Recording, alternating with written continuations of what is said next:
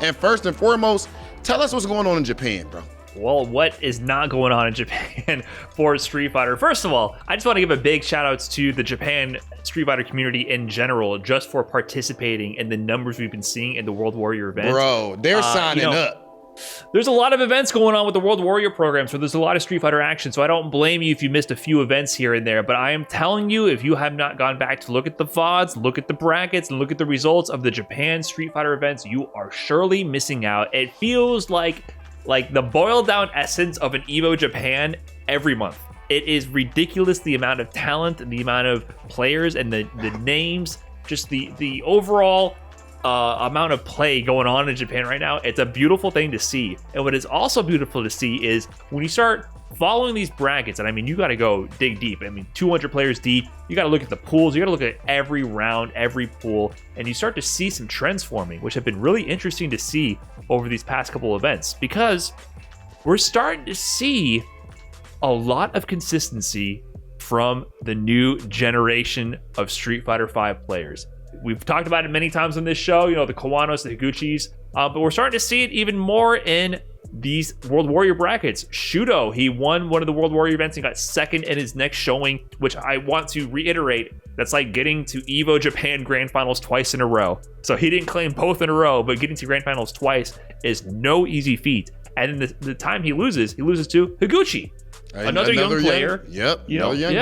Yeah, losing to just another young guy up there, man. And I do believe that sometimes people think that we overblow this topic, but no, it's really fascinating to me to see just the significance of what's going on right now. There is a huge shift. I feel like so far in Street Fighter, there has been a chokehold, a stronghold when it comes to the players that have a whole lot more experience, and they have dominated things for years and years, whereas now things aren't necessarily like that, close to as much. And I believe that a big reason for that is actually, on one hand, there's more opportunity. So there's people that are earlier on getting deeply into this stuff, actually hitting training mode, learning what a frame trap is at 12, 13 years old, things like that. And then outside of that, also, I would say, especially in a region like Japan, they are doing a great job at nurturing these young players. How many FGC translated videos have we seen where Daigo and Fudo and some young player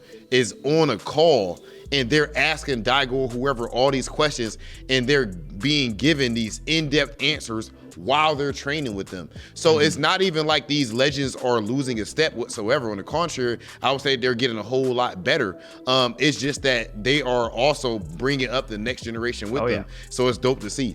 And just to be clear, these legends are in the brackets. I feel like if you glance at the top 8 standings as of today, and for the Japan World Warrior, you might go, oh, where's Daigo? Where's Bonchin? Where's so-and-so? They're there. They're in these tournaments. I just want to reiterate that every player that you know of from Japan is showing up month after month to compete. However, the top 3 position are to the top 3 players who have each won one of the 3 events that have happened so far in Japan. Higuchi number 1, John Takeuchi number 2, and Shudo number 3. Actually, Takeuchi and Shudo are tied with 91 points. They both have a first place finish and a second, and Higuchi won the last event that they had out in Japan. So all players who have won an event in World Warrior Japan are some either younger players or players that are, really coming into their own right now and showing that they are of that top caliber and consistently placing well in these events. And after that, in 4th place, we have Fudo, some of the old guard there to show that, they're still kicking. So you start to see more of the household names kind of coming in the positions after that.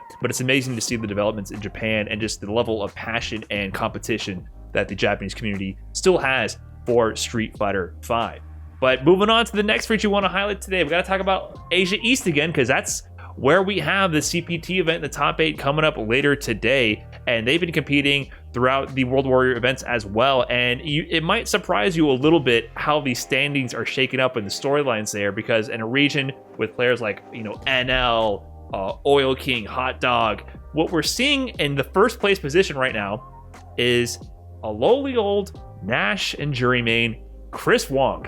I feel like World Warrior has really kind of given the opportunity for people who play the more offbeat characters to be rewarded for their consistency and really show how strong they are. Because I feel like usually we see, like, with the off-meta characters, I think that one-shot sort of competition is really tough for them because there could just be a bracket that doesn't really go in their favors because the number of bad matchups they have is more. But we're seeing more and more with a lot of these World Warrior events that all these characters are super strong. So it's really interesting for me to see that Chris Wong is number 1. And then number 2, Rain Pro.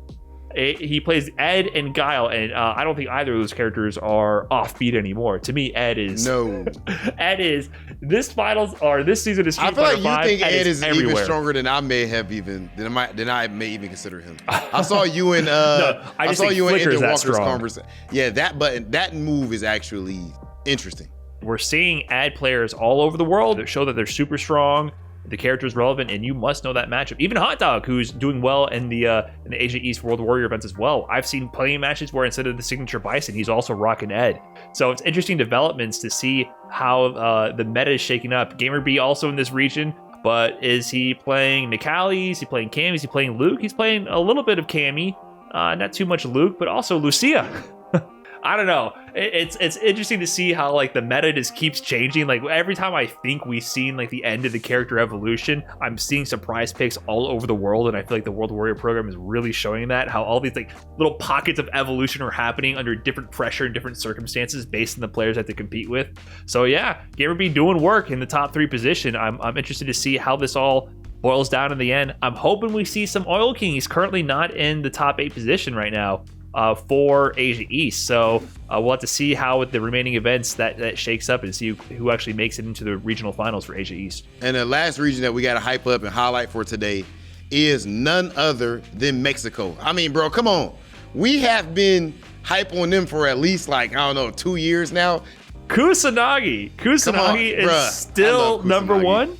Still number 1. I thought we might see a little bit of a shakeup, but it seems like the number 1 and number 2 in Mexico right now, Kusanagi and MJ Gama. Like, so consistent. I mean, we saw a little bit of a shakeup with Sol VNG and his amazing Seth.